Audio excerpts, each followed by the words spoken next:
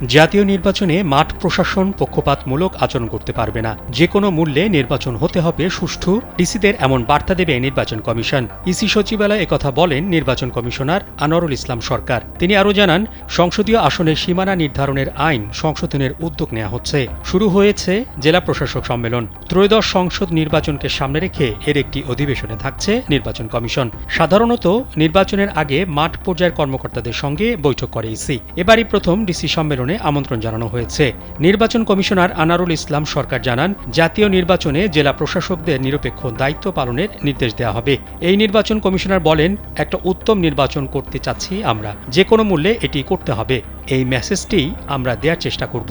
Commission বিশ্বাস করে এবার কোনো খারাপ উদাহরণ সৃষ্টি হবে না। ইসি আরও জানায়, সীমানা পুনর্নির্ধারণ চেয়ে 4 শতাধিক আবেদন জমা পড়েছে। এটি করতে হলে আইনের সংশোধন প্রয়োজন। আনোয়ারুল ইসলাম সরকার বলেন, বর্তমান যে আইনটি রয়েছে সে আইনে বলা আছে, হুবহু ঠিক রেখে প্রশাসন কিছু পরিবর্তন থাকলে সেটি করা যাবে। হুবহু রাখলে আসন বাড়ানো বা কমানো আর পুনর্বিন্যাস করার কোনো সুযোগ নেই।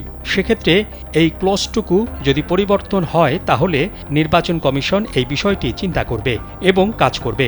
আওয়ামী লীগের নিবন্ধন নিয়ে সিদ্ধান্ত নেওয়ার সময় এখনো হয়নি বলেও জানান এই কমিশনার।